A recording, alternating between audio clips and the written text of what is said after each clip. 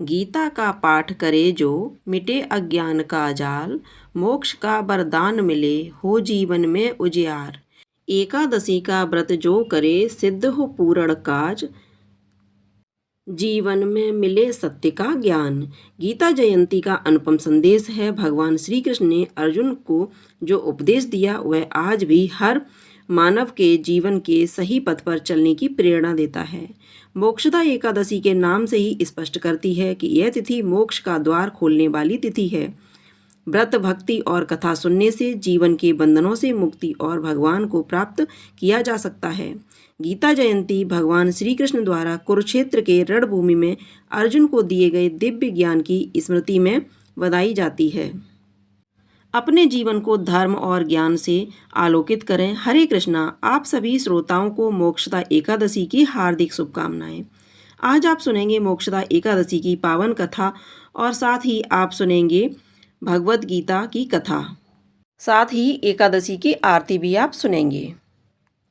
धर्मराज युधिष्ठिर कहने लगे कि हे भगवान, मैंने मार्गशीर्ष कृष्ण एकादशी अर्थात उत्पन्ना एकादशी का सविस्तार वर्णन सुना है। आप कृपा करके मुझे मार्गशीर्ष माह के शुक्ल पक्ष की एकादशी के विषय में भी बतलाइए। इस एकादशी का क्या नाम है तथा इसके व्रत का क्या विधान है, इसकी विधि क्या है, इसका व्रत करने से किस फल की प्राप्ति होती है, कृपया यह सब विधान पूर्वक कहिए। भगवान श्री कृष्ण बोले, मार्गशीर्ष मास के शुक्ल पक्ष में आने वाली इस एकादशी को मोक्षदा एकादशी कहा जाता है। यह व्रत मोक्ष देने वाला तथा चिंतामणि के समान सब मनोकामनाएं पूर्ण करने वाला है, जिससे आप अपने पूर्वजों के दुखों को खत्म कर सकते हैं। इसका महात्म्य मैं तुमसे कहता हूँ, ध्यानपूर्वक सुनो। मोक्षदा एकादशी व्रत की कथा। गोकुल नाम के नगर में बैखानस नाम राजा राज्य करता था। उसके राज्य में चारों वेदों के ज्ञाता ब्राह्मण रहते थे। वह राजा अपनी प्रजा का पुत्रवत पालन करता था। एक बार रात्रि में राजा ने एक स्वप्न देखा कि उसके पिता नरक में हैं। उसे बड़ा आश्चर्य हुआ। वह प्रातः विद्वान ब्राह्मणों के पास गया और अपना स्वप्न सुनाया। कहा, मैंने अपने पिता को नरक में कष्ट उठाते देखा है। उन्होंने मुझसे कहा है कि हे पुत्र, मैं नरक में पड़ा हूँ, यहाँ से तुम मुझे मुक्त कराओ। तब से मैंने ये वचन सुने हैं। तब से मैं बहुत बेचैन हूँ। चिंतन में बड़ी अशांति हो रही है। मुझे इस राज्य, धन, पुत्र, स्त्री, हाथी, घोड़े आदि में कुछ भी सुख प्रतीत नहीं होता। क्या करूँ? राजा ने कहा, हे ब्राह्मण देवताओं, इस दुख के कारण मेरा सारा शरीर जल रहा है। अब आप कृपा करके कोई तप, दान, व्रत आदि ऐसा उपाय बताइए जिससे मेरे पिता को मुक्ति मिल जाए। उस पुत्र का जीवन व्यर्थ है जो अपने माता पिता का उद्धार ना कर सके। एक उत्तम पुत्र जो अपने माता पिता तथा पूर्वजों का उद्धार करता है वह हजारों मूर्ख पुत्रों से अच्छा है।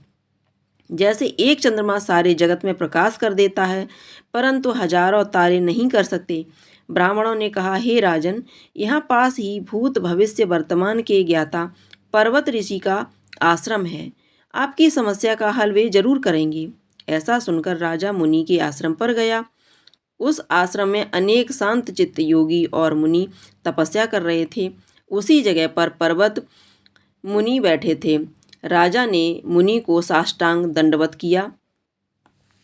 मुनि ने राजा से सांगोपांग कुशल पूछी। राजा ने कहा कि महाराज, आपकी कृपा से मेरे राज्य में सब कुशल है, लेकिन अकस्मात मेरे चित्त में अत्यंत अशांति होने लगी है। ऐसा सुनकर पर्वत मुनि ने आंखें बंद की और भूत विचारने लगे। फिर बोले, हे राजन, मैंने योग के बल से तुम्हारे पिता के कुकर्मों को जान लिया है। उन्होंने पूर्व जन्म में कामातुर होकर एक पत्नी को रति दी, किंतु सौत के कहने पर दूसरे पत्नी को ऋतुदान मांगने पर भी नहीं दिया। उसी पाप कर्म के कारण तुम्हारे पिता को नरक में जाना पड़ा।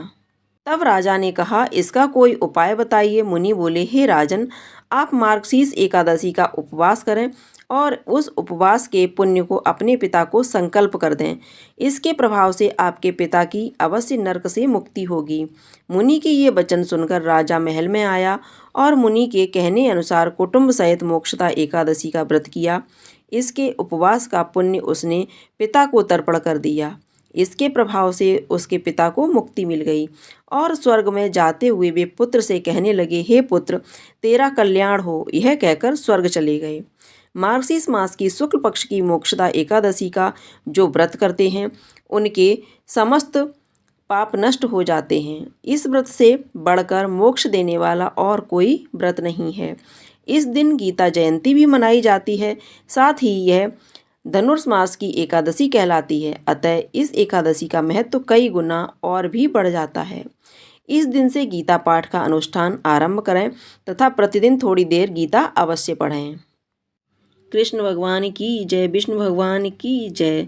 अब आप सुनेंगे गीता जयंती की कथा या गीता जयंती का छोटा सा एक सार हम आपको सुनाते हैं। कर्म की अवधारणा को अभिव्यक्त करती गीता चिरकाल से आज भी उतनी ही प्रासंगिक है जितना तब रही। विचारों को तर्क दृष्टि के द्वारा बहुत ही सरल एवं प्रभावशाली रूप से प्रस्तुत किया गया है। संसार के गुण ज्ञान तथा आत्मा के महत्व पर विस्तृत एवं विशद वर्णन प्राप्त होता है। गीता में अर्जुन के मन में उठने वाले विभिन्न सवालों के रहस्यों को सुलझाते हुए श्री कृष्ण ने उन्हें सही एवं गलत मार्ग का निर्देशन प्रदान करते हैं। संसार में मनुष्य कर्मों के बंधन से जुड़ा है और इस आधार पर उसे इन कर्मों के दो पथों में से किसी एक का चयन करना होता है। इसके साथ ही परमात्मा तत्व का विशद वर्णन करते हुए अर्जुन की शंकाओं का समाधान करते हैं। वे वह गीता का आधार बनते हैं। गीता आत्मा एवं परमात्मा के स्वरूप को व्यक्त करती है। कृष्ण के उपदेशों को प्राप्त कर अर्जुन उस परम ज्ञान की प्राप्ति करते हैं जो उनकी समस्त शंकाओं को दूर कर उन्हें कर्म की ओर प्रवृत्त करने में सहायक होती है। गीता के विचारों से मनुष्य को उचित बोध की प्राप्ति होती है। यह आत्मा तत्व का निर्धारण करता है, उसकी प्राप्ति का मार्ग प्रशस्त करता है। आज के समय में गीता ज्ञान की प्राप्ति से अनेक विकारों से मुक्त हुआ जा सकता है। आज जब मनुष्य भोग विलास भौतिक सुखों का काम वासना में जकड़ा हुआ है और एक दूसरे का अनिष्ट करने में लगा है, तब इस ज्ञान का दुष्प्रभाव उसे समस्त अंधकारों से मुक्त कर सकता है। क्योंकि जब तक मानव इंद्रियों की दास्ता में है, भौतिक आकर्षणों से घिरा हुआ है तथा भय, राग, द्वेष एवं क्रोध से मुक्त नहीं है, तब तक उसे शांति एवं मुक्ति का मार्ग प्राप्त नहीं हो सकता है। कृष्ण भगवान की जय। अब आप सुनेंगे एकादशी की आरती। ओम जय एकादशी माता मैया, जय एकादशी माता। विष्णु पूजा व्रत को धारण कर शक्ति मुक्ति पाता। ओम जय एकादशी माता। तेरे नाम गिनाऊं देवी, भक्ति प्रदान करनी मैया, भक्ति प्रदान करनी। गण गौरव की देनी माता, शास्त्रों में बरनी। ओम जय एकादशी माता। मार्गशीर्ष के कृष्ण पक्ष की उत्पन्ना विश्वतारण्य जनमी। शुक्ल पक्ष में हुई मोक्षदा, मुक्तिदाता बन आई। ओम जय एकादशी माता। पौष के कृष्ण पक्ष की सफला नाम है, शुक्ल पक्ष में होए पुत्रदा, आनंद अधिक रहे। ओम जय एकादशी माता मैया, जय एकादशी माता। नाम सट तिला माघ मास में कृष्ण पक्ष आवे, शुक्ल पक्ष में जया कहावे, विजय सदा पावे। ओम जय एकादशी माता। विजया फागुन कृष्ण पक्ष में, शुक्ला अमला आमल की मैया, शुक्ला आमल की। पाप मोचनी कृष्ण पक्ष में, चैत्र महाबली की। ओम जय एकादशी माता। चैत्र शुक्ल में नाम कामदा धन देने वाली मैया धन देने वाली। नाम बरुथनी कृष्ण पक्ष में बैसाख महाबाली। ओम जय एकादशी माता मैया जय एकादशी माता। शुक्ल पक्ष में होए मोहिनी अपराजिष्ट कृष्ण पक्षी। नाम निर्जला सब सुख करनी शुक्ल पक्ष राखी। ओम जय एकादशी माता। योगिन नाम आषाढ़ में जानो कृष्ण पक्ष करनी। देव शयनी नाम कहाओ शुक्ल पक्ष धरनी। ओम जय एकादशी माता। कामिका श्रावण मास में आवे कृष्ण पक्ष कहिए। श्रावण शुक्ला होए पवित्रा आनंद से रहिए। ओम जय एकादशी माता। अजा भाद्रपद कृष्ण पक्ष की परिवर्तनी शुक्ला मैया परिवर्तनी शुक्ला। इंद्रा आश्विन कृष्ण पक्ष में व्रत से भव सागर निकला। ओम जय एकादशी माता।